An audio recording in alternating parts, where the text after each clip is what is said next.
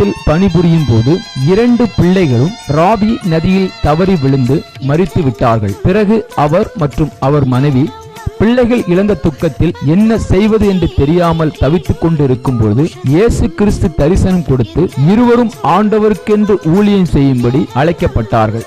அவர்கள் செய்து வரும் சத்திய வேத ஆராய்ச்சி ஊழியம் ஆண்டவருடைய கிருபையால் வல்லமையாக நடைபெற்று வருகிறது. அவர்கள் கொடுக்கும் ஆண்டவருடைய வார்த்தையை நாம் கரங்களை தட்டி தேவநாமத்தை மகிமைப்படுத்தலாம். जोरदार ताली बजा के परमेश्वर को धन्यवाद करेंगे. थोड़ा तमिल भी सीखो, तमिल भी सीख लो, तमिल भी सीख लो पूरा अच्छे से, वो आपके लिए काम आएगा, बहुत काम आएगा आपको. Hallelujah hallelujah. एक ही भाषा में काम नहीं चला सकता है. शैतान को और भाषा मालूम है, शैतान को भी बाकी भाषा भी पता है. Hallelujah hallelujah. அதனால எல்லா பாஷையும் इसलिए सभी भाषा सीखना जरूरी है आपको. हालेलुया. हालेलुया. இப்போது கூட நாம் யுத்த வீரனை குறித்து எடுக்க போகிறோம். अभी हम युद्ध वीर के बारे में हम पढ़ने जा रहे हैं. முதலாவது நாம் சீசனை குறித்து பார்த்தோம். पहले हमने शिष्य के बारे में पढ़ा. இரண்டாவதாக நாம் ஜாமக்காரனை குறித்து பார்த்தோம். दूसरी बात हमने पैरवे के बारे में पढ़ा. மூன்றாவதாக நாம் யுத்த வீரன். तीसरी बात हम युद्ध वीर के बारे में बात करने वाले हैं. இதுதான் ஃபைட்டிங். ये है क्या बोल सकते हैं, युद्ध मींस युद्ध करना, ஃபைட்டிங் ஃபோர்ஸ், झगड़ा करने वाला एक फोर्स. பழைய ஏற்பாட்டிலே யுத்தம் வேறே, पुराने नियम में युद्ध अलग था, புதிய ஏற்பாட்டினுடைய யுத்தம் வேறே. नए नियम का युद्ध अलग है. ஹல்லேலூயா. சிம்சோன் மேலே ஆவியானவர் இருந்தார். शिमशोन के ऊपर परमेश्वर का आत्मा था. அவன் ஒரு யுத்த வீரனா இருந்தான். वो एक युद्ध वीर था. அவன் சிங்கத்தை கிழித்து போட்டான். उसने एक सिंह को भी अपने हाथों से फाड़ दिया. கரடிகளை கிழித்து போட்டான். उसने भालू को भी फाड़ के फेंक दिया. 300 நரிகளை பிடித்து தீ வைத்தான். 300 लोमड़ियों को पकड़ के पूंछ को आग लगा दिया. அதே அபிஷேகம் நம்ம மேல இறங்கினா, अगर वही अभिषेक हमारे ऊपर उतरा तो நம்முடைய நிலைமை எப்படி இருக்கும்? हमारी हालत क्या हो जाएगी? அந்த அபிஷேகம் வேற, वो अभिषेक अलग है, இந்த அபிஷேகம் வேற. ये अभिषेक अलग है. ஹல்லேலூயா. हालेलुया. அதனால தான் ஆவியானவர் சொல்லுகிறார், इसलिए पवित्र आत्मा कहता है புதிய ஏற்பாட்டினுடைய யுத்த வீரர்கள் வேறே. नया नियम का युद्ध अलग है. புதிய ஏற்பாட்டினுடைய யுத்த வீரர்கள் தீங்கை அனுபவிக்கணும். युद्ध नए नियम का युद्ध जो है उसे सहन करना है. இயேசு கிறிஸ்துவுக்கு நல்ல போர் சேவகனாக, यीशु मसीह के लिए एक अच्छा युद्धवीर बनने के लिए தீங்கை அனுபவின்னு சொல்லியிருக்கிறார். आपको परीक्षा से गुजरना पड़ेगा. தீங்கு அனுபவிக்கிறது தான் நல்ல யுத்த வீரன். जो परीक्षा से गुजरता है वो एक अच्छा युद्धवीर. நிந்தையை அனுபவிக்கிறது தான் நல்ல யுத்த आपको வீரன். निंदा को सहना पड़ेगा, वही आप एक अच्छा युद्धवीर बन सकते துன்பத்தை हैं. அனுபவிக்கிறது தான் நல்ல யுத்த வீரன். दुख अगर आप उठाओगे तभी आप अच्छे युद्धवीर बन सकते हो. பாடுகளை அனுபவித்த யுத்த வீரன். जितना आप क्या विपत्ति को अपने ऊपर सहोगे आप अच्छे युद्धवीर बन सकते हो. உபத்திரவங்களை அனுபவித்த யுத்த வீரன். जितना आपके ऊपर विपत्ति आती है उतना आपको परमेश्वर युद्धवीर बनाएगा. ஒரு கண்ணத்தில் ஒன்னு அடித்தா அந்த கண்ணத்தை நீ காட்டுறத யுத்த வீரன். एक गाल पे किसी ने मारा तो दूसरे गाल को भी दूसरों को उसको दिखाना है मारने के அதுதான் लिए. யுத்த வீரன். उसको ही कहते हैं युद्धवीर. உங்களை 1 மைல் தொலைவு போக சொன்னா நீங்க 2 மைல் தொலைவு போகணும். अगर किसी ने बोला 1 மைல் दूर 1 किलोमीटर मेरे साथ आना है तो आपको 2 किलोमीटर उसके साथ आगे जाना है. அதுதான் யுத்த வீரன். उसको ही कहते हैं युद्धवीर. அதுக்கு தான் அபிஷேகம். उसको ही उसके लिए अभिषेक है. இயேசு அதை தான் சொன்னார். इसलिए यीशु मसीह ने कहा அப்படி இருக்கிறதான் உண்மையான யுத்த வீரன். जो ऐसे जीवन बिताता है वही एक युद्धवीर है. இயேசு கிறிஸ்து 39 அடிகள் அடித்தாங்க. यीशु मसीह के पीठ के ऊपर 39 कोड़े मारे गए. ஒரு வார்த்தை கூட சொல்லல. उसने एक भी शब्द नहीं बोला. இயேசு கிறிஸ்து முகத்திலே காரி துப்பினார்கள். यीशु मसीह के चेहरे के ऊपर थूका गया. ஒரு வார்த்தை கூட சொல்லல. उसने एक शब्द भी नहीं बोला. இயேசு கிறிஸ்து தாடி பிடுங்கினார்கள். यीशु मसीह के दाढ़ी को पकड़ के घींच किए. ஒரு வார்த்தை கூட उसने சொல்லல. कुछ भी नहीं बोला. ஆனா நம்ம குண்டு ஊசி எடுத்து நம்மள அப்படி யாரா குத்துனாங்கன்னா உடனே கோபம் வருது. लेकिन यदि किसी ने हमारे को टाचनी पिन से थोड़ा चुबा दिया हम बहुत ज्यादा गुस्सा हो जाते हैं. அப்படி நம்ம கொம்பு எடுத்து அடிக்கிறதுக்கு ஆரம்பிக்கிறோம். हम इतना गुस्सा हो जाते हैं कि अपने सिंग को लेकर उसको मारने दौड़ जाते हैं. உலக மக்கள் செய்யலாம்.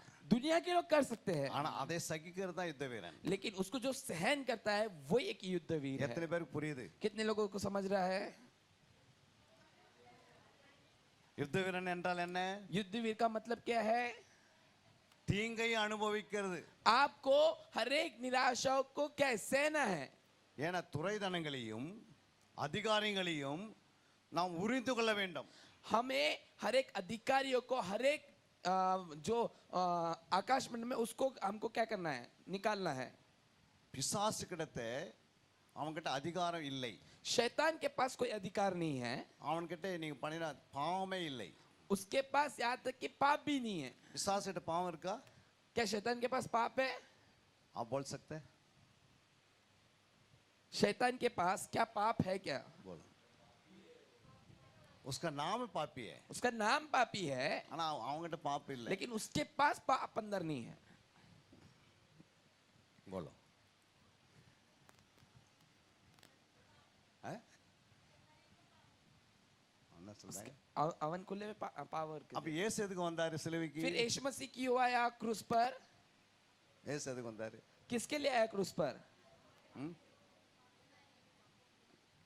இயேசு எதுக்காக வந்தார் சிலுவைக்கு? क्यों यीशु मसीह क्रूस पर मरने के लिए आया? बोल सकते हैं आप लोग? किसे छुड़ाने के लिए?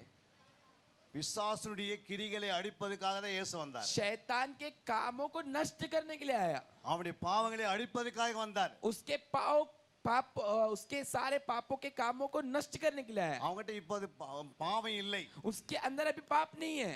யாராவது சொல்ல முடியுமா அப்படி பாவம் அவங்ககிட்ட இருந்தா இயேசுனா அதை அழிக்கவில்லைன்னு அர்த்தம்? अगर अभी भी उसके अंदर पाप रहता था तो अभी तक यीशु मसीह का जो क्रूस पे मरना है कोई काम का नहीं होता था. हालेलुया. हालेलुया. 1 யோவான் 3:8 வாசிக்கலாம். पहले यूहन्ना 3 अध्याय 8वां वचन வாசிங்க. पढ़ेंगे.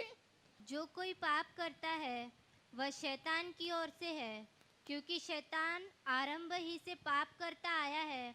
परमेश्वर का पुत्र इसलिए प्रकट हुआ कि शैतान के कामों को नाश करे. हालेलुया. हालेलुया. அப்ப பிசாசு கிட்ட இருந்த பாவத்தை அழிச்சாரா இல்லையா? क्या यीशु मसीह ने शैतान के सब पापों को नाश किया कि नहीं किया? நீங்க சொல்லுங்க இப்போ. अभी आप बताइए. बताइए. शैतान के सारे पापों को यीशु मसीह ने नाश किया या नहीं किया? அப்ப எப்படி அவங்ககிட்ட பாவம் இருக்குதா? फिर उसके पास क्या पाप है? क्या இருக்கா? उसके पास पाप है? क्या நாம் பாப்ப. हम पापी है, ஆனா அவங்ககிட்ட பாவம் இல்லை. लेकिन उसके पास पाप नहीं है. அதை ஆண்டவர் சிலுவையில் அறைந்து விட்டார். उसको यीशु मसीह ने क्रूस पर नाश कर दिया. நம்முடைய பாவத்தை இயேசு என்ன செய்தார்? यीशु मसीह ने हमारे पापों को क्या किया? அது ஆதாம்ல இருந்து அப்படியே கனெக்ஷன் ஆகி வருது. அந்த பாவத்தை என்ன செய்தார்? वो आदम से जो हमारे डीएनए में जो हमारे खून में आ रहा है उसको यीशु मसीह ने क्या किया? யாராவது சொல்லுங்க பார்க்கலாம். कोई बता सकते हैं?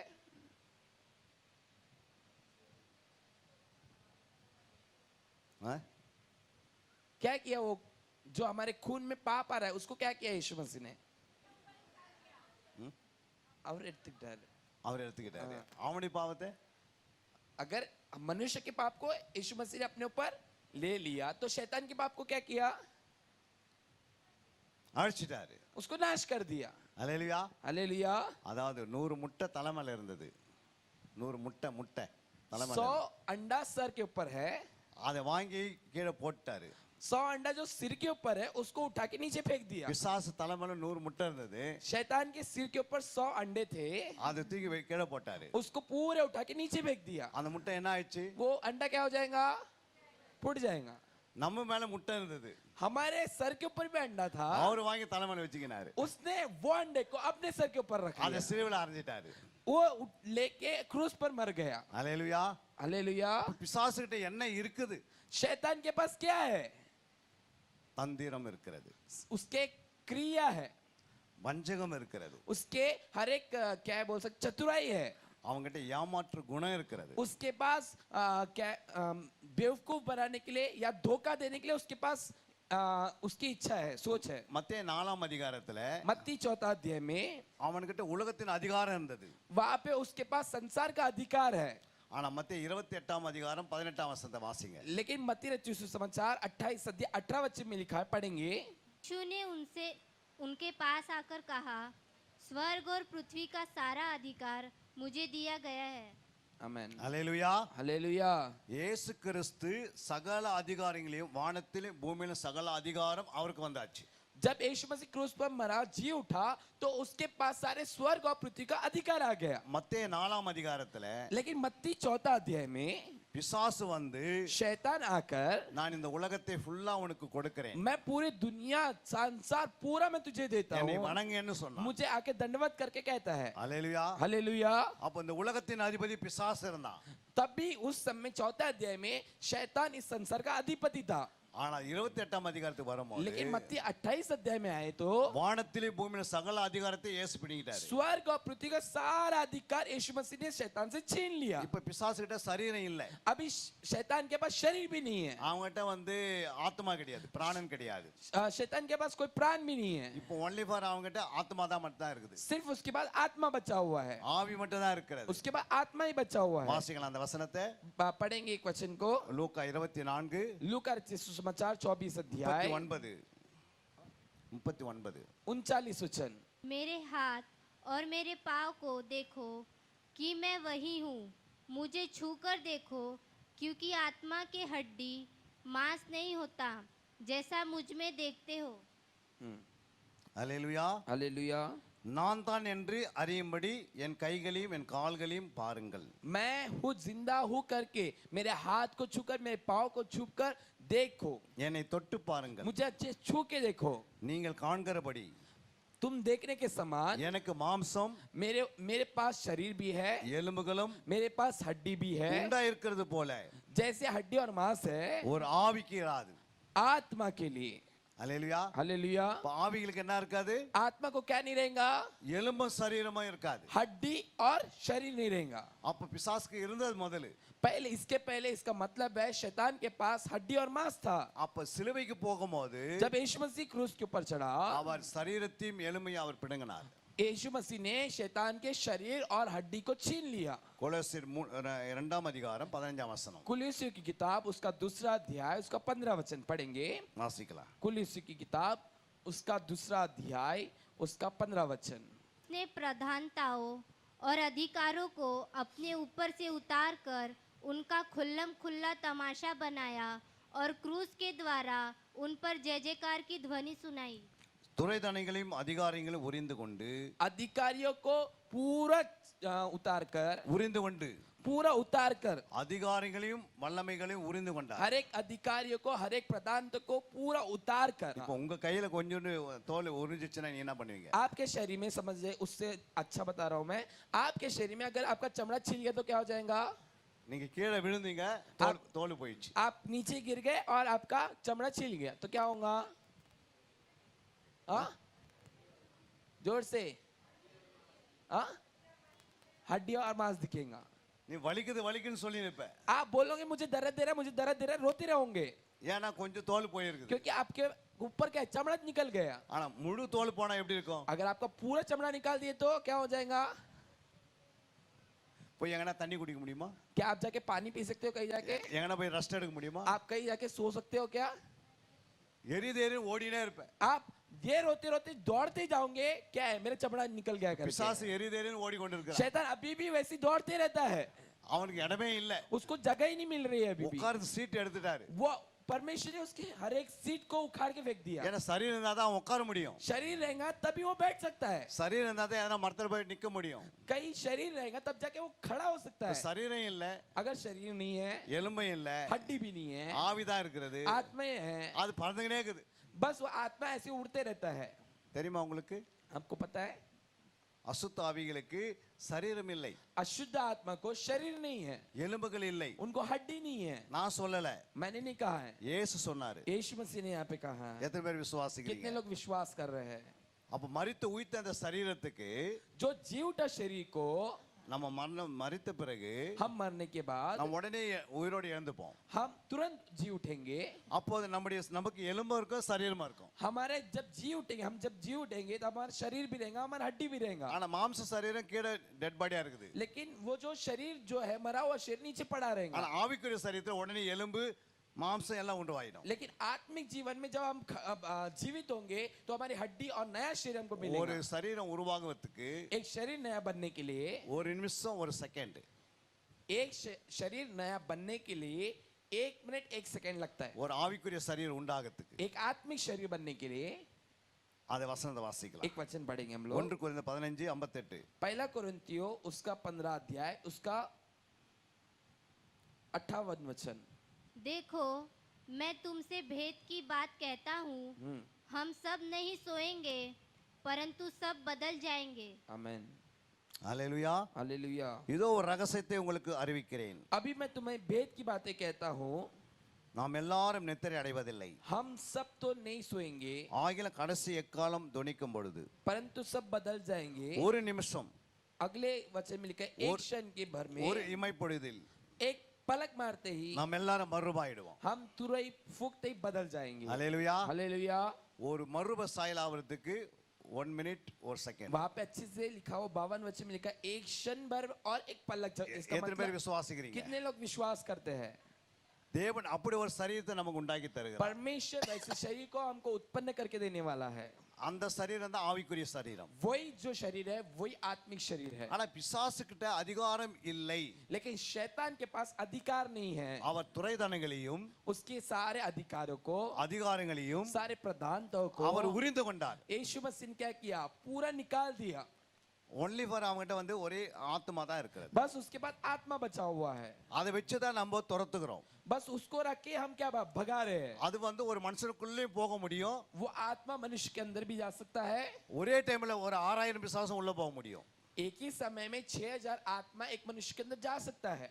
ஏன்னா அந்த இருதயத்துல क्योंकि वो हृदय में தாங்கக்கூடிய வல்லமை இருக்குது. उतना ताकत है कि 6000 आत्मा वो हृदय के अंदर जा सकता है. நம்முடைய இருதயத்துல हमारे हृदय के अंदर 6000 பிசாசு போய் தங்க முடியும். 6000 दुष्ट आत्मा हमारे अंदर आके बस सकता है. எத்தனை பேருக்கு தெரியாது? कितने लोगों को पता नहीं है? ஒரு மனுஷனுக்குள்ள एक मनुष्य के अंदर அவனுக்குள்ள 6000 பிசாசு இருந்தது. 6000 क्या दुष्ट आत्मा था. ஒரு லேகியோன். एक लीजियन करके लिखा हुआ है. அவனுக்குள்ள அவன் வீட்ல யாரும் கட்டவும் முடியல. उसके घर में कोई उसको बांध ही नहीं पाया. அவன் எல்லாத்தையும் கைட்டு போயினே இருக்கான். वो सब जो भी उसे बांधते थे सांगलों से तोड़ तोड़ कर चले जाता था. கடைசில போய் கல்லறையில போய் இருக்கான். फिर கல்லறையில उसके बाद वो कब्रिस्तान में जाके रहता था. அங்க இயேசு போறாரு. वहां पे यीशु चले गया. அப்ப அந்த பிசாசு சொல்லுது, वो वहां पे शैतान बोलता है, என்னை வேதனைப்படுத்த இங்க வந்தாயின்னு கேக்குது. क्या मुझे सताने के लिए तू इधर आया है? இயேசு பார்த்த பிறகு வேதனை உண்டாகுதா அதுக்கு. यीशु मसीह को देखते बार वो उसको क्या है सतावाना शुरू ஆனா होता ஒரு है. மனுஷனை அவன் வேதனைப்படுத்தினது அது தெரியல அதுக்கு. उसको ये नहीं पता है कि वो 6000 दुष्ट आत्मा एक मनुष्य को सता रहा है करके. பாருங்க, ஒரு 6000 பிசாசு ஒரு மனுஷனுக்குள்ள இருக்குது. एक 6000 दुष्ट आत्मा एक मनुष्य के अंदर है. ஆனா அந்த பிசாசு சொல்லுது, लेकिन वो दुष्ट आत्मा बोलता எங்களை है எப்படியாவது பன்றிக்குள்ள அனுப்பிடுங்க. हमको कैसे भी इससे बाहर निकाल दीजिए. அங்க 2000 பண்ணி இருந்தது. वहां पे इस शहर से बाहर निकाल, क्योंकि वहां पे 2000 क्या है எத்தனை பண்ணி सुअर இருந்தது? है. எத்தனை பண்ணி இருந்தது? कितने सुअर थे? 2000. அப்ப 6000 பிசாசு எடுத்து 2000 பண்ணிகளை விட்டாரு. 6000 दुष्टात्मा निकाल के 2000 क्या है सुअरों के अंदर यीशु मसीह ने भेज அப்ப दिया. ஒரு பன்றிக்குள்ள எத்தனை ஆவி போச்சு? तो फिर एक सुअर के अंदर कितने दुष्टात्मा गए होंगे? 3 दुष्टात्मा. एक सुअर के अंदर कितने दुष्टात्मा गए होंगे? 3 ஆவி உள்ள போன பிறகு 3 दुष्टात्मा एक सुअर के अंदर जाने के बाद பன்னி போய் செத்துருது. जो सुअर 3 सुअर के अंदर 3 आत्मा गए, वो सुअर पलट पलट के डायरेक्ट समुद्र में जाके गिर गए, मर ஆனா गए. 6000 பிசாசு ஒரு மனுஷனுக்குள்ள இருந்து மனுஷன் சாகல. लेकिन 6000 दुष्टात्मा जब मनुष्य के अंदर था, हृदय के अंदर था, तब मनुष्य नहीं मरा. அல்லேலூயா. हालेलुया. அப்ப அந்த வல்லமை உள்ள இருக்கிறதே நம்ம கண்டுபிடிக்கணும். इसका मतलब है हृदय के अंदर परमेश्वर ने सामर्थ दिया है कि हम 6000 आत्मा को भी हमारे अंदर रख இங்க सकते हैं. உட்கார்ந்து இருக்கிறவங்கள நிறைய பேருக்கு பிசாசு போயிடுச்சு. यहाँ पे जितने लोग बैठे थे, बहुत सारे लोगों के अंदर से दुष्टात्मा चले गया. ஆனா பிசாசு கிரியை உள்ள உட்கார்ந்து இருக்குது. लेकिन शैतान के क्रिया आपके अंदर है. அதை எப்படி எடுக்கிறது? आप उसको कैसे निकालेंगे फिर? கோபம் பிசாசின் கிரியை. दुष्ट क्या है? गुस्सा பெருமை शैतान का क्रिया है. பெருமை பிசாசின் கிரியை. घमंड शैतान का क्रिया है. மேட்டுமை பிசாசின் கிரியை. और उसके बाद क्या है? परमेश्वर के ऊपर भरोसा नहीं रखना एक क्रिया है. இச்சை பிசாசின் கிரியை. अभिलाषा एक क्या है? क्रिया है शैतान की. பண ஆசை பிசாசின் கிரியை. पैसों का लालच शैतान का एक क्रिया है. உலக ஆசை பிசாசின் கிரியை. पूरे दुनिया की आशा अभिलाषा एक शैतान की क्रिया है. அதை வெளியே கொண்டு வரணும். उसको आपके शरीर से बाहर लेके आना है. அதுதான் ஆவின் பட்டை யுத்த வீரன் கிட்ட இருக்குது. इसलिए ये इधर लिखा हुआ युद्ध वीर करके दिखाया है. அந்த ஆவின் பட்டயத்தை அனுப்பணும். वो जो उसके हाथ में जो तलवार है उसको आपको लेना है. அது கொண்டு போய் ஆபரேஷன் பண்ணணும். उसको लेके जाके आपको ऑपरेशन करना है. ஆவின் பட்டயம் தேவனுடைய வசனம். इसका मतलब है उसके पास जो तलवार है परमेश्वर का वचन है, அந்த வசனம் தான் उள்ள போகணும். वो वचन आपके अंदर कार्य करना है. அது உள்ள போய் जब वो अंदर जाता है பெருமையின் கிரியை அழிக்கும். घमंड की क्रिया को नाश करेगा. அல்லேலூயா. हालेलुया.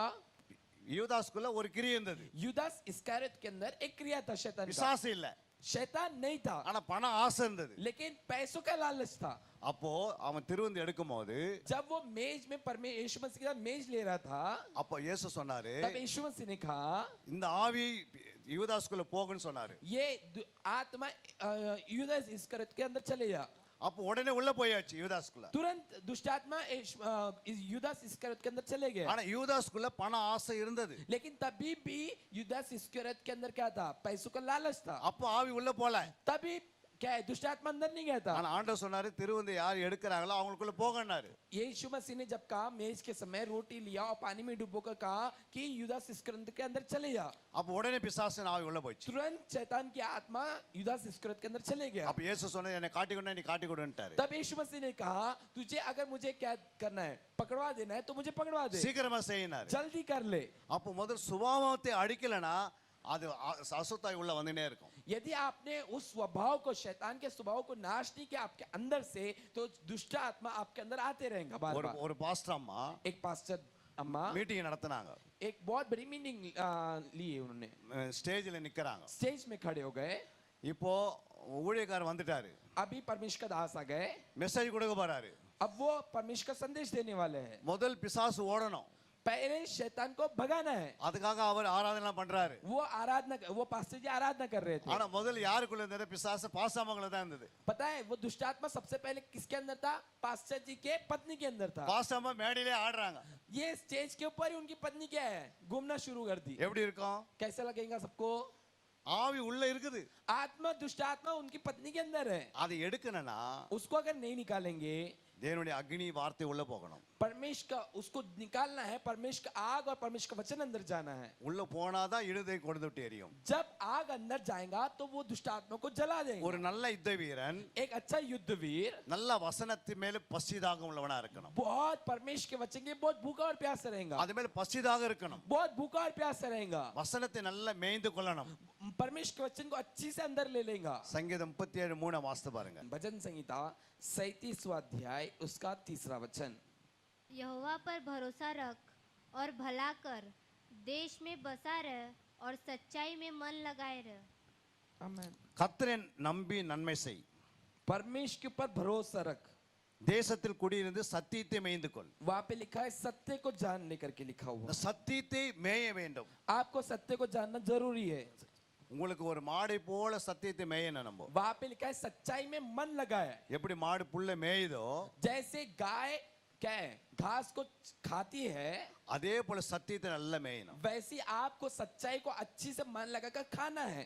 அப்படி சத்தியம் உள்ள போனாதான் जब वो सत्य परमेश्वर का वचन अंदर जाएगा, நமக்குள்ள இருக்கிற சுபாவம்லாம் அடியும். हमारे अंदर के हर एक स्वभाव जो शैतानी स्वभाव है मिट जाएंगे. பிசாசுக்கு ஒரு குணம் இருக்குது. शैतान के पास एक गुण है, அவன் தூண்டி விட்டு வேடிக்கை பார்ப்பான். आपको क्या बोल सकते, चिढ़ा कर आपको क्या करेगा? आग लगाए, चिंगारी लगाकर आग लगाएगा. அந்த வேலை அவன் செய்வான். उसको अच्छे से आता है वो. அவன் என்ன செய்யறானா தூண்டி விட்டு வேடிக்கை பார்ப்பான். पहले क्या है? छेड़ देगा और फिर देखते रहेंगे आपको. அதனால தான் நம்ம எச்சரிக்கையா இருக்கணும். इसलिए बहुत ही आपको सावधानी से रहना है. ஏன்னா தேவனுடைய பிள்ளைகள் क्योंकि परमेश्वर के लोग 3 காரியத்தை தான் வளர முடியும். 3 बातों में बढ़ सकते हैं. ஒன்று வசனம், पहली बात वचन में, ஜெபம், दूसरी बात प्रार्थना में, மூன்றாவது தேவ சமூகத்துல அபிஷேகம். तीसरी बात परमेश्वर की उपस्थिति में रहकर उसके अभिषेक को प्राप्त இது करना. மூன்று உங்களுக்குள்ள வந்தாதான் ये तीनों आपके अंदर आया तो நீங்கள் பலப்பட முடியும். आप अच्छे बल पार सकते हैं. பிசாசு குறித்து கவலைப்பட வேண்டிய அவசியம் இல்லை. शैतान के बातों को चिंता करने की जरूरत नहीं है. அங்க இயேசு நாமம் இருக்கணும். वहाँ पे यीशु का नाम लेना அது जरूरी है. போயிடும். वो निकल जाएगा. ஆனா பிசாசு கிரிகள் உள்ள இருக்குதான்னு பார்க்கணும். लेकिन आपको ये भी देखना है शैतान की क्रिया आपके अंदर है क्या. ஏதாவது இருந்தா यदि थोड़ा सा भी है तो அதை எடுப்பதற்காக उसको निकालने के लिए நீங்கள் வசனத்தை உள்ள போடணும். आपको वचन को आपके अंदर डालना है. அந்த வசனம் போட்டாதான் அதை எடுக்க முடியும். जब आप वचन को अंदर जाएगा तब वो चीजें आपके अंदर, वो स्वभाव जो बुराई का स्वभाव आपके अंदर से निकल जाएगा. ஏன்னா அவன் வஞ்சிக்கிறவன். क्योंकि आपको धोखा देने वाला है. மத்த அப்போஸ்தலர் 5ஆம் அதிகாரத்துல प्रेरितों के काम 5वां अध्याय, அங்க ரெண்டு பேர் வஞ்சிக்கப்படுறாங்க. वहां पे दो लोगों ने धोखा खाया। அனானியா சப்பீரா ரெண்டு பேர் வஞ்சிக்கப்படுறாங்க. उनका नाम है हनन्याह सफीरा ने, दो जनों ने धोखा खाया। ரெண்டு பேருமே சபையில தான் இருந்தாங்க. वो दोनों कलीसिया में तो रहते थे, கொஞ்சம் பணத்தை எடுத்து மிச்சம் வைத்தாங்க. थोड़ा सा पैसा निकाल के, धन निकाल के अपने लिए अलग करके रख பேதுரு लिए। கேக்குறாரு எவ்வளவு தான் விட்டுறீங்கன்னு. लेकिन पतरस ने कहा कितने के तुम बेच रहे हो? ரெண்டு பேருமே போய் சொன்னாங்க. दोनों ने झूठ बोला। அவங்க முதல் சர்வீஸ்ல पहली आराधना में அனானியா வந்தாரு. हनन्याह उनके पति आए, எவ்வளவுக்கு விற்றேன்னு கேட்டாரு. पतरस ने कहा तूने अपने जगह को कितने में बेचा? அவன் பரிசுத்தாவிடத்துல போய் சொன்னான். उसने पवित्र आत्मा के पास झूठ बोला, உடனே விழுந்து செத்துட்டான். तुरंत वहीं पे मर गया। சரியாக 3 மணி நேரம் ஆச்சு. ठीक 3 घंटे के ஒரு बाद, சர்வீஸ்க்கு 3 மணி நேரம். एक आराधना के 3 घंटा, அடுத்த சர்வீஸ்க்கு அம்மா வராங்க. दूसरे आराधना में क्या है, सफेर आ रही है, उनकी पत्नी आ அவங்க रही है। ரெண்டு பேரும் பேசிக்கினாங்க. वो दोनों ने बात घर पे बात करके நான் आए। ஃபர்ஸ்ட் சர்வீஸ்க்கு मैं போறேன், पहली आराधना में जाऊंगा, நீ செகண்ட் சர்வீஸ்க்கு तो வா. दूसरी आराधना में आना। நம்மள யாராவது கேட்டா கூட நம்ம மறைச்சிடலாம்னாங்க. अगर हमने किसी ने हमसे पूछा हम छुपा लेंगे बराबर। புருஷன் செத்ததே மனைவிக்கு தெரியல. उनका पति मर गया, पत्नी को नहीं पता, ஒரு பொய் தான் சொன்னாங்க. लेकिन एक ही झूठ बोला।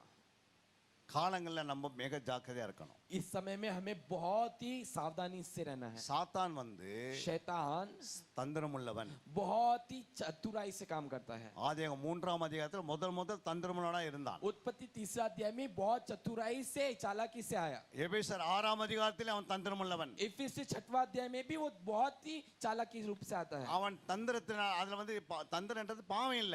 उसकी चालाकी पाप नहीं है। தந்திரம் பாவமா? उसकी क्या चतुराई पाप है क्या? தந்திரம் பாவமா? क्या चतुराई पाप है क्या? தந்திரம்ன்றது பாவமான்னு கேக்குறேன். चतुराई रहना पाप है क्या? நீங்க சொல்லுங்க யாராவது. आप बताइए, चतुराई रहना पाप है क्या? ஆனா தந்திரம் அவன் என்ன பண்றான்? வசனத்தை திருப்பி பேசுவான். वो क्या करता है? चतुराई के साथ वचन को क्या है, उल्टा घुमा के बात करता है आपसे। இந்த கனியை நீ புசித்தால் சாவே மாட்டேன்னு उसने சொல்லுவான். कहा कि ये फल तुम खाओगे तो मरोगे ही नहीं। அப்படி ஒரு விதை போடுறான். सिर्फ वो बीज को पलटा के डाल देता है। நீங்க காணி கொடுக்கலாம் கூட பரவாயில்ல, आप परमेश्वर को भेंट नहीं देंगे तो भी चलेगा, தசமா கொடுக்கலாம் கூட பரவாயில்ல, आप दशमांश नहीं देंगे तो भी चलेगा, நீங்க எப்போது சபைக்கு போய் நேக்கலாம். आप कभी भी आराधना में जा सकते பாஸ் हो। ஒண்ணுமே சொல்ல மாட்டாரு. पास आपके पास से कुछ नहीं बोलेंगे, அப்படின்னு அவன் சொல்றான். वैसे ऐसे घुमा के बोल देंगे। அதுக்கு பார்த்தா தந்திரம். उसको बोलते हैं चालाकी, चतुराई। ஏன்னா நீங்க ஆசீர்வதிக்கப்பட முடியாது. क्योंकि अगर आपने वैसा कर दिया आपको आशीष नहीं मिलेंगे। ஏன்னா நீங்க கர்த்தர் கொடுத்தாதான் கர்த்தர் உங்களை ஆசீர்வதிப்பார். क्योंकि परमेश्वर के वचन में लिखा है आप अगर दोगे तभी परमेश्वर आपको देगा। நீங்க எவ்வளவு கொடுக்குறீங்களோ அவ்வளவுதான் உங்களுக்கு அம்மிக்கு குழி கொடுப்பாரு. जितना आप दोगे परमेश्वर उसको दबा दबा के हिला लगा आपकी गोद में ஆனா डालेगा। அவன் மறைப்பான். लेकिन शैतान क्या करेगा? उसको छुपा देगा। தந்திரம் உள்ளவன். बहुत ही चतुराई से काम ரெண்டாவது करेगा। வஞ்சிக்கிறவன். दूसरी बात धोखा देने वाला है। ஒரு வார்த்தையை 100 முறை சொல்வான். वो ऐसे बताएगा कि एक बातों को 100 के समान दिखाएगा आपको। நீங்க நிச்சயமா வாங்க, आप आइए, அந்த கடைக்கு வாங்க, கடைக்கு கூடுவான். वो आपको बोलेगा दुकान चलो, உனக்கு 100 ரூபாய் பொருளை 50 ரூபாய் கொடுக்குறேன்னுவான். वो बोलेगा 100 रुपए की चीज मैं 50 रुपए में देता हूँ। நீங்க போய் அந்த 50 ரூபாய்க்கு போவீங்க, आप 50 रुपए के चक्कर में जाओगे, 50,000 செலவு பண்ணுவீங்க. वहां पे 50,000 उसके चक्कर 50,000 और खर्च कर அவன் दोगे। மாட்டி விட்டுருவான். वो आपको क्या कर देगा? फंसा देगा। ஏன்னா அவன் தந்திரம் உள்ளவன், வஞ்சிக்கிறவன். क्योंकि वो चतुराई से धोखा देने वाला है। அதனால சாத்தான் வந்து எப்பவும் வஞ்சிக்கிற வேலையை செய்து கொண்டே இருப்பான். इसलिए शैतान बहुत ही क्या है, धोखा देने वाला है। அதனால தான் அவன் வஞ்சிக்கப்பட்டான், ஏவாள் வஞ்சிக்கப்பட்டாங்க. इसलिए क्या है, बहुत से लोगों को धोखा दिया उसने। ஆதாம் வஞ்சிக்கப்படல, आदम को उसने धोखा नहीं दिया, ஆனா ஏவாள் வஞ்சிக்கப்பட்டாங்க. लेकिन हवा को उसने धोखा दिया। அவ்வளவு அழகா பேசுவான். बहुत अच्छी से बातें करेगा। நீங்க வசனம் தெரிஞ்சாதான் அதை மேற்கொள்ள முடியும். अगर आपको वचन पता है तभी आप उसको क्या है, जीत सकते हो। உங்களுக்கு வசனத்தில் ஆழத்திலே நீங்க போடணும் வலையை. आपको अपने जाल को वचन की गहराई में डालना है, அப்பதான் உங்களுக்கு தெளிவான எண்ணங்கள் வரும். तभी आपको अच्छी से क्या है, सोच विचार आ सकते हैं। பிசாசு யாரு? शैतान कौन है? அவன் தந்திரம் உள்ளவன், वो बहुत ही चालाक அவன் है, வஞ்சிக்கிறவன் உள்ளவன், वो धोखा देने वाला है, ஏமாற்றுகிறவன். वो आपको धोखा गुमराह करने वाला உங்களை है। எப்படியாவது அதுக்குள்ள கொண்டு போறதுக்கு முயற்சி பண்ணுவான். आपको किसी भी तरह उस जगह पे लेके आने की कोशिश करेगा। ஒரு நாரில் வந்து ரோட்ல விழுந்து கிடக்குது. एक कुत्ता अगर कहीं रोड पे पड़ा है, அதை பார்த்தவர்கள் உடனே எடுத்துக்கினாங்க. और उसको उठा தெரிஞ்சவளா இருக்கணும், अच्छा बाइबल को जानने वाला நல்லா व्यक्ति चाहिए। ஜெபிக்கிறவளா இருக்கணும், अच्छा प्रार्थना करने वाला व्यक्ति அவங்களோட चाहिए। நீங்க கனெக்ஷன் வைக்கணும், आपको उनके साथ संगति करना है। அவங்களோட நீங்க ஐக்கியம் வச்சீங்கன்னா आप उनके साथ संगति करेंगे तो அப்ப நீங்க வளருவீங்க. आप फिर बढ़ोगे। நீங்க வசனமே தெரியாதவங்கிட்ட உட்கார்ந்திருந்தா, अगर आप बिना वचन के बैठे होंगे तो அவங்க ஜெபம் இல்லாத ஒரு மனுஷங்கிட்ட உட்கார்ந்தா आप अगर बिना प्रार्थना करने वाले व्यक्ति के पास बैठोगे तो உங்களிடத்துல இருக்கிற பலவீனமா ஆயிடுவீங்க. आपके पास जो सामर्थ है ना वो भी सामर्थहीन हो जाएगा, चले जाएगा। நீங்கள் எம்டி ஆயிடுவீங்க. आप खाली हो जाओगे। பாவம் உள்ள வரதுக்கு சான்ஸ் வருது. पाप आपके अंदर आने का बहुत ज्यादा चांसेस है। பிசாசுகிட்ட பாவம் இல்லனாலும் शैतान के पास पाप नहीं रहने के बाद भी ஆனா உலகத்துல பாவம் இருக்குது. लेकिन संसार में पाप है। ரட்சிக்கப்படாத மக்கள் இருக்கிறாங்க. अन्य जाति लोग है। அவங்களோட கனெக்ஷன் போடுறது தான் பிசாசோட வேலை. आप शैतान का ये काम है अन्य जाति के साथ आपको संगति में बैठा देना। அவனால புதிய ஒரு பாவத்தை புகுத்த முடியாது. शैतान अपने अंदर से पाप आपके अंदर नहीं डाल ஒரு सकता। புதிய பாவத்தை கிரியேஷன் பண்ண முடியாது. पाप शैतान आपके अंदर से अपने अंदर से पाप को उत्पन्न नहीं कर सकता आपके அதனால தான் जीवन 1 में। யோவான் 3:8ல தெளிவா சொல்லிட்டாரு. इसलिए पहले है ना तीसरा अध्याय 8 वचन में अच्छे से यीशु मसीह பிசாசின் का கிரிகளை அழிக்கும்படிக்கு शैतान के कामों को नाश करने के लिए வாஸ்து பாருங்க. फिर से पढ़ेंगे पहला यूहन्ना उसका तीसरा अध्याय उसका 8वां वचन। तो कोई पाप करता है हाँ वह शैतान की ओर से है, हाँ क्योंकि शैतान आरंभ ही से पाप करता आया है। परमेश्वर का पुत्र इसलिए प्रकट हुआ कि ये- शैतान के कामों का नाश करे। சாத்தானுடைய பாவனை என்ன, காமனை என்ன, शैतान के काम का मतलब क्या அத है? போட்டுக்குது பாருங்க. वहाँ पे अच्छे से पढ़िए क्या लिखा हुआ है। அதுல என்ன போட்டுருக்குது? वहाँ पे क्या लिखा हुआ है? சைத்தான் का काम. शैतान के काम। சைத்தான் का कामना என்ன? शैतान के काम मतलब क्या है? सैतान का काम शैतान का काम का मतलब क्या है? अभी पढ़ा था ना आप लोग. हाँ? सैतान का काम क्या? शैतान का काम क्या है? सैतान का काम मतलब பாவம் தான் சைத்தான் काम. पाप ही शैतान का काम है। அதை தான் அவன் எல்லாத்துக்கும் புகுத்தணும். वो क्या करेगा? उस शैतान के कामों को क्या करेगा? आपके अंदर डालने की कोशिश அதை करेगा। தான் இயேசு அழிச்சாரு. उसको यीशु मसीह ने नाश कर दिया। இயேசு அதுக்கு தான் வந்தாரு. यीशु मसीह उसी के लिए आया। நீங்க ஒரு போலீஸ்க்கு ஒரு अगर आप एक पुलिस के पास அவர் தவறு செய்தாரு. एक पुलिस गलती कर लिया, அவர் இன்ஸ்பெக்டர். वो एक इंस्पेक्टर है, ஆனா உங்களுக்கு தெரியாத அந்த ஊருக்கு தெரியாத அவருக்கு ஸ்டார் எடுத்துட்டாங்க. लेकिन आपको भी नहीं पता, पूरे बस्ती को भी नहीं पता, लेकिन उसके ऊपर से स्टार, उसके ऊपर जो स्टार रहता है उसको निकाल दिए। மறுபடியும் அந்த போலீஸ் அந்த ஊருக்கு போறாரு. फिर से वो पुलिस वाला कहाँ पे आ रहा है? उस गांव में फिर से जा रहा है। அங்க இருக்கிற திருடர்கள் அவரை பார்த்து பயப்படுவாங்களா, பயப்பட மாட்டாங்களா? क्या चोर लोग उसको देखकर क्या डरेंगे या ना डरेंगे? आप बताइए। ஏன்னா அவருக்கு ஸ்டார் ஏத்தது திருடனுக்கு தெரியாது. क्योंकि उसके ऊपर से स्टार निकाला हुआ चोर लोगों को नहीं पता है, அதனால அவன் என்ன பண்ணுவான்? பயப்படுவான். इसलिए वो क्या करेंगे? डरेंगे। அதே போலதான் वैसे ही நம்முடைய சபையில உட்கார்ந்து இருக்கிற விசுவாசிகள் हमारे कलीसिया में बैठे हुए लोग भी வசனத்தை சரியா அறியாதனால वचन अच्छे से जानने नहीं உங்க कारण பிசாசுகிட்ட பாவம் இருக்குது, शैतान के पास पाप है, வல்லம் இருக்குது, उसके पास सामर्थ அவன் है, அதை பண்றான் இதை பண்றான், वो ये करता है वो करता है। அவனை மேல தூக்கினே போறாங்க மேல. शैतान को क्या करते हैं? ऊंचा उठाते रहते, ऊंचा उठाते रहते। அப்ப அவன் பிசாசு என்ன பண்றான்? ஆண்டவர்கிட்ட போய் சொல்றான். शैतान क्या करता है पता है? परमेश्वर के पास जाके बोलता है। அவன் என்ன சொல்றானா? वो क्या बोलता है पता है? சபையில कलीसिया में 20 வருஷம் 30 வருஷம் ஆலயத்துக்கு வந்தாலும் 20-30 वर्ष कलीसिया में आने के बाद அவங்களுக்கு भी யாருக்குமே வசனம் தெரியாது. किसी को भी वचन नहीं पता है, அதனாலதான் பிசாசு கிட்ட வல்லம் இருக்குதுன்றாங்க, इसलिए बोलते हैं कि क्या शैतान के पास सामर्थ है करके, பாவம் இருக்குதுன்றாங்க. पाप है करके बोलते हैं। ஹல்லேலூயா. हालेलुया। நீங்க யோசித்து பாருங்க. आप सोच के देख लीजिए, நீங்களே அவனுக்கு வல்லமை கொடுக்குறீங்க. आप खुद होकर क्या दे रहे हो? शैतान को सामर्थ दे रहे हो। அவன் பாவம் பாவம் பாவி பாவின்னு சொல்றீங்க. आप बोलते हो शैतान पापी है, शैतान पाप है, शैतान के पास पाप है, शैतान के पास पाप है। ஒரு பெரிய பணக்காரன், एक बहुत बड़ा धनवान व्यक्ति, நேத்து வரைக்கும் பணக்காரன், कल तक धनवान व्यक्ति था, இன்னைக்கு அவனுடைய எல்லா பணம் வந்து எல்லாத்தையும் திருடின்னு போயிட்டாங்க. एक चोर आके उसके घर पे आके पूरे क्या धन संपत्ति को चोरी कर लिया। ஆனா அந்த பணக்காரன், लेकिन वो धनवान व्यक्ति, அவன் நார்மலா போற கடைக்கு அவன் போனா அவன் கடைக்காரன் என்ன நினைப்பான்? जो धनवान व्यक्ति रोज दुकान में आता है, वो दुकान में आके खड़े होकर दुकान व्यक्ति क्या सोचेगा? அவங்க என்ன யோசிப்பாங்க? क्या सोचेगा? दुकान वाला क्या सोचेगा? அவனை ஏன் பிச்சைக்காரன் நினைப்பாங்க? क्या ये सोचेगा कि ये भिखारी है करके? அவனை பணக்காரன் தான் நினைப்பாங்க. वो तभी भी ये सोचेगा कि क्या है, ये धनवान व्यक्ति है। ஆனா அவன் நேத்து வரைக்கும் பணக்காரன், लेकिन कल तक वो धनवान व्यक्ति था, நைட் எல்லாத்தையும் திருடின்னு போயிட்டான். रात को पूरा चोर ने आके चोरी कर लिया। ஆனா அவன் கடையில போய் நின்னாலும் लेकिन दुकानदार के सामने खड़े होने के बाद भी அவன்கிட்ட பணம் இல்ல, उसके पास पैसा नहीं है, பாவம் இல்ல, उसके पास पाप नहीं है, ஆனா அவன் பேர் பணக்காரன். लेकिन उसका नाम है धनवान व्यक्ति। இப்ப தெரியுதுங்களா? आपको समझ में आ रहा है? பிசாசுக்கு பேரே பாவி தான். शैतान का नाम ही है पापी, ஆனா அவங்கட்ட பாவத்தை ஆண்டு பிடிங்கிட்டாரு. लेकिन उसके पास से यीशु मसीह ने पाप को छीन लिया। ஆனா பேர் பாவி தான். लेकिन उसका नाम पापी है।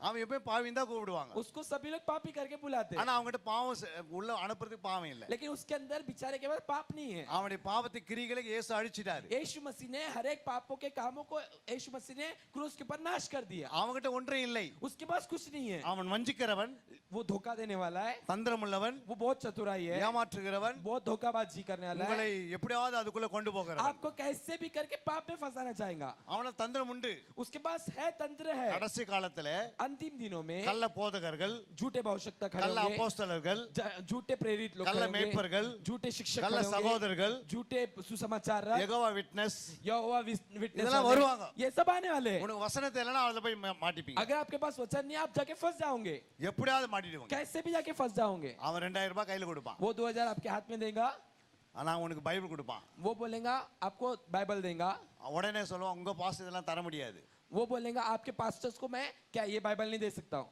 2000 ரூபாய் தர முடியாது. 2000 रुपए नहीं दे सकता ஆனா மாசம் மாசம் உனக்கு 2000 ரூபாய் தரேன். मैं, लेकिन तुझे 2000 हर महीने दूंगा। உடனே அதுல போய் சேர்ந்துருவாங்க. आप क्या करोगे? तुरंत जाके क्या है, वहां पे जाके जुड़ जाओगे, கவர்மெண்ட்ல 1000 ரூபாய் தான் தராங்க. क्योंकि गवर्नमेंट में 1000 रुपए मिलते हैं हमको, ஆனா வெளிய அவன் 2000 கொடுக்குறான். लेकिन ये जेहो विटनेस वाला कितना दे रहा है? 2000 रुपए दे रहा है। ஒரு வீட்ல 5 பேர் சர்ச்சுக்கு போனா अगर आपके घर में से 5 जन वो चर्च में जाएंगे तो कितने मिलेंगे आपको? 10000 ரூபாய் கிடைக்கும். 10,000 मिल जाएंगे। உடனே அங்க போயிடுவாங்க. आप तुरंत क्या जाओ, वो चर्च में जाके बैठ जाओगे। அங்க போறதுனால उस जाने के कारण நரகம் முக்கியம். पक्का है कि आप नरक जाओगे, ஆனால் நீங்க நித்தியத்துக்கு நீங்க பாவத்துல மாட்டிப்பீங்க. लेकिन आप क्या हो जाएंगे? पाप में जाके फंस गए, ஏன்னா சத்துரு சாத்தான் வஞ்சிக்கிறவன். क्योंकि शैतान बहुत ही चालाक रूप से आपको फंसाने वाला है। அதனால தான் மிக ஜாக்கிரதையா இருக்கணும். इसलिए आपको बहुत सावधानी से रहना है। பாருங்க இயேசு உலகத்துல வந்தாரு. यीशु मसीह इस दुनिया में आया, யூதர்கள் இருந்தாங்க. यहूदी लोग भी थे, ஆனா யூதர்களுக்கு மத்தியில இயேசு நிறைய அற்புதம் செய்தார். यीशु मसीह ने यहूदी लोगों के, इजराइल लोगों के बीच में बहुत सारे अद्भुत काम किए। ஆனா இயேசு செய்த அற்புதத்தை அவங்க நம்பல. यीशु मसीह ने जो अद्भुत काम किए उसके ऊपर उन्होंने विश्वास नहीं किया, அவங்க பிதாவை தான் நம்புறாங்க. उन्होंने सिर्फ पिता के ऊपर विश्वास किया। அவங்களுக்கு தெரியும் उनको पता है, பிசாசு கூட அற்புதம் செய்ய முடியும். उनको पता, ये भी पता है कि शैतान भी अद्भुत काम कर सकता है। பிசாசு அற்புதம் செய்ய முடியாதா? क्या शैतान अद्भुत काम कर सकता है या नहीं कर सकता है? எகிப்துல मिस्र देश में மோசேவுக்கு தன்னுடைய கோலை போடுறான். मूसा ने अपना लकड़ी को नीचे डाला, அது சர்ப்பமா மாறுது. वो सांप बन गया। பார்வோன கோலை போடுறான். फारोन के लोग भी क्या है, लाठी को नीचे डाले, वो भी सांप அது बन सर्व गया, मार दे। वो भी सांप बन गया। அதுல எது ஒரிஜினல்? कौन सा ओरिजिनल था? जो मूसा के पास था। மோசே தான் ஒரிஜினல். मूसा के पास जो लकड़ी था वो ओरिजिनल था। அதுதான் அந்த கோலையை மிழுங்கிடுச்சு. उसने क्या किया? मूसा की लाठी ने क्या किया? सांप जो बन गया, उसने सारे फिरौन के जो लाठी थे सबको निगल दिया। ஆனா அது உலகத்துல வந்து காட்டினா लेकिन अगर दुनिया में जाके दिखाएंगे तो யாருக்குமே தெரியாது. किसी को नहीं पता रहेगा, வசனம் இல்லாதவங்களுக்கு தெரியாது. क्योंकि जिसके पास वचन नहीं है उनको भी पता नहीं चलेगा। அதனால தான் பிசாசுகிட்டே அற்புதம் இருக்குது. इसलिए शैतान के पास भी अद्भुत काम है, பாவம் இல்லைன்னா அற்புதம் செய்து விட்டுருவான். वो पाप के द्वारा अद्भुत काम कर देगा, ஆனால் அவனுக்கு முடியும். लेकिन उसके द्वारा हो सकता है। அவனால் ஆகாத காரியம் அவனால் இல்லை, எல்லாத்தையும் அவன் செய்ய முடியும். उसके पास भी सब कुछ कर सकता है वो, ஆனா அது ஏற்ற நேரம் வரும்போது தான். लेकिन ठीक समय आने के समय पर। ஆனால் இயேசு சொல்றாரு, लेकिन यीशु मसीह कहता है, நீங்க தேவ சமூகத்துல வரீங்க, जब आप परमेश्वर की उपस्थिति में आते நீங்க हो, சத்தியத்தை அறியுங்க. आपको सत्य को जानना है। சத்தியத்தை அறிந்தா சத்தியம் உங்களுக்கு விடுதலை கொடுக்கும். सत्य को जानोगे, सत्य तुम्हें स्वतंत्र करेगा। நீங்கள் பிசாசை பார்க்காதீங்க. आप शैतान को मत देखिए, அவன் பலவீனம், वो पूरा निर्बल हो चुका है, அவன்கிட்ட ஒன்றுமே இல்லை. उसके पास कुछ भी नहीं है। அவர் இயேசு உரிந்து கொண்டார். यीशु मसीह ने उसको पूरा क्या कर दिया? छील दिया, उसको नंगा कर दिया। அவனால் இப்ப ஓடிக்கொண்டே இருக்கிறான். वो बस दौड़ते रहता है अभी। நீங்க அதை பார்த்து பயப்படாதீங்க. उसको देखकर आपको डरना नहीं है। அதனால தான் எல்லா துரைதனங்களுக்கும், इसलिए सारे प्रधानताओं को, அதிகாரங்களுக்கும் सारे अधिकारियों को இயேசு தலைவரா இருக்கிறார். यीशु मसीह उसका मुख्य है। அன்பிற்குரியவர்களே, சத்திய வேத ஆராய்ச்சி வித்தியாசாலை தரிசன ஊழியம் 1. வடமாநிலத்தில் 300 திருச்சபைகளை உருவாக்குதல். 2. மாதம் ஒருமுறை எழுப்புதல் உருவாக்கும் எழுப்புதல் கூட்டம். 3. ஊழியர்கள், சபை தலைவர்கள், சுவிசேஷர்களுக்கென கருத்தரங்கு, அதாவது சத்திய வேத ஆராய்ச்சி நேரம். 4. டிவி ஊழியம். 5 பத்திரிகை ஊழியம், 6 CD DVD ஊழியம், 7 பவர் கேம்ப் அக்னி அபிஷேக முகாம், 8 உபதேச ஆராய்ச்சி கருத்தரங்கு ஊழியம், 9 நலிந்த குழந்தைகள் இல்லம், 10 24 மணி நேர ஜெப மையம், 11 சத்திய தேவ ஆராய்ச்சி கல்லூரி, 12 சிறுவர்கள் உருவாக்கும் ஊழியம், 13 மருத்துவ முகாம், 14 ஜெயில் ஊழியம், 15 கைப்பிரதி ஊழியம், 16 கிராம ஊழியம், 17 மிஷனரியை உருவாக்கும் ஊழியம், 18 நன்றி துதி ஆராதனை கூட்டங்கள், 19 சமூக நலப்பணிகள் ஊழியம், 20 இன்டர்நெட் மூலமாக ஆன்லைன் படிப்புகள். இது விரைவில் வரவிருக்கின்றது. 21 தேவனுடைய வருகைக்கு ஆயத்தப்படுத்துதல். இதனுடைய நோக்கங்கள்: 1 கோடி சீடர்கள் உருவாகுதல், 1 கோடி ஜாமக்காரர்கள் உருவாகுதல், 1 கோடி யுத்த வீரர்கள் உருவாகுதல், 1 கோடி ஊழியர்கள் உருவாகுதல். தரிசனத்தை அவன் கண்டபோது அவர்களுக்கு சுவிசேஷத்தை அறிவிக்கும்படி கர்த்தர் எங்களை அழைத்தார். புறப்பட்டு போக பிரயத்தனம் பண்ணி. அப்போஸ்தலர் நடபடிகள் 16:10. சத்திய வேதம் பக்தரின் கீதம், சுத்தர்கள் போகும் பாதையின் ஜீவம், உத்தம மார்க்கம் காட்டும் சத்திய வேதம். சத்திய வேதம்